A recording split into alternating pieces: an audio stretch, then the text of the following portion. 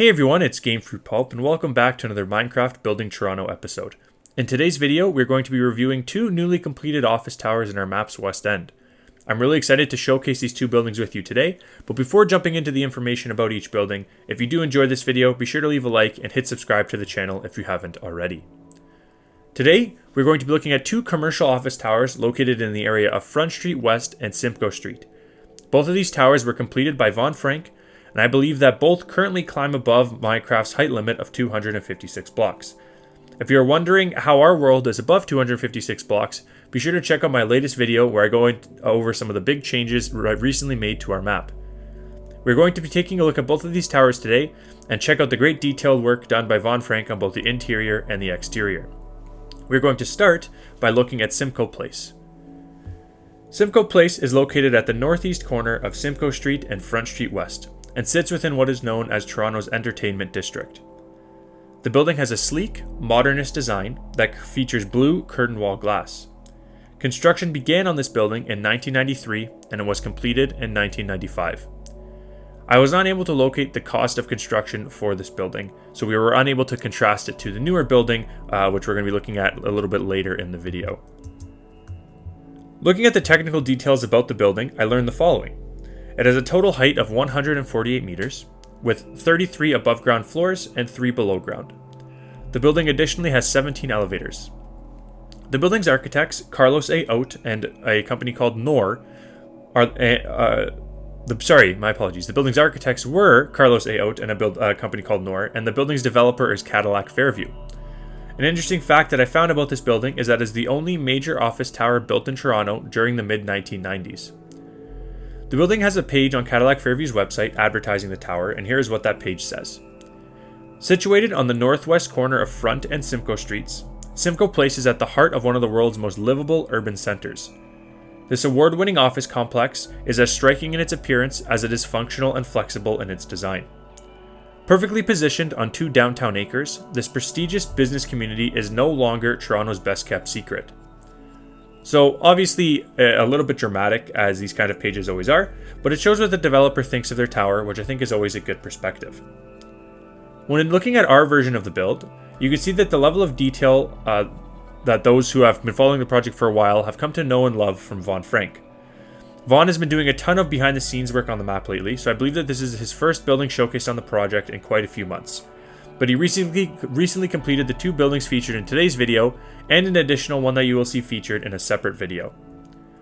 Looking at his take on Simcoe Place, you can see that he utilized the new 1.18 black stone blocks to try and capture the dark textures on the lower level of the building. And I think that this contrast in texture really brings out the details of this build.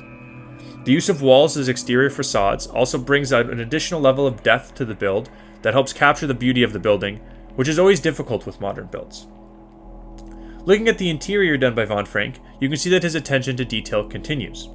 The building features numerous elevators, a service elevator, and a stairwell, all of which help create a realistic feeling to the build.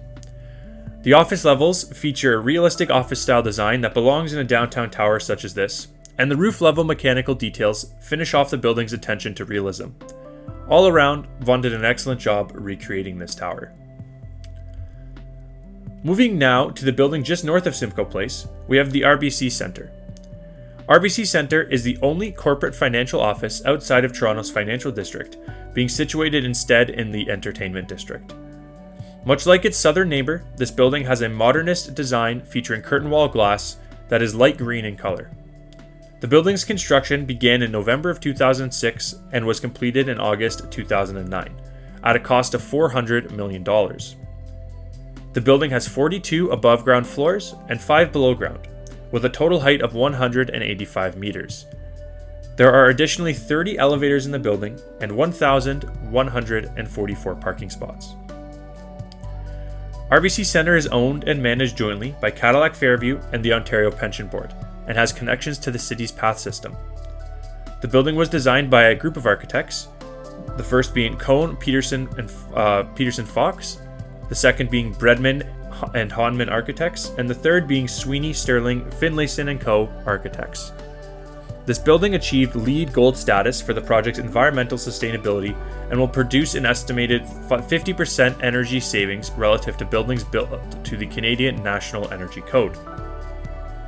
Now, looking specifically at Von Frank's take on Rbc Center, we can see that he utilized our increased height limit, with the building towering high to 272 blocks, well above the game's regular height limit of 256. This newer glass tower would have likely been harder to capture details on for Vaughn, but he did an excellent job with the contrasting glass on the exterior of the tower. The crane on the roof of the building is a nice touch of detail that visitors can access using one of the many elevators built into the building. I additionally like the inclusion of a service entrance at the street level for the building, which includes some delivery trucks on the service bay. Much like the other build featured today, Vaughn spared no detail and spent time ensuring accuracy and beauty when constructing our map's Rbc Center. Both of these buildings are beautifully captured by Von Frank, and I'm so excited to have them on our map. They are two pieces of Toronto's skyline that we now feature on the project for you all to join and explore. That is going to be everything for this video. I really hope that you all enjoyed my tour of both of these new towers. There's another new building that is ready to be showcased as well, so watch out for that video coming out in the next few days. If you are new to the Toronto project and want to explore it for yourself, the map is available to explore on a public Minecraft Java server. The IP for that server is toronto.aneasycraft.net, and the IP is in the description of the video. If you're a new viewer on the channel and you enjoyed the video, be sure to hit that subscribe button to catch future content on the channel. If you're a returning viewer and you enjoyed the video, be sure to leave a like and comment what you think about the buildings featured today. I always try and take time to respond to each and every comment left on my video, as long as it's related. Obviously you get like those spam comments, I'm not going to be answering those. So if you do take the time to comment on my video, I guarantee you that I will read it, I will likely react to it at the very least, and always try, like I said, to leave a reply as well.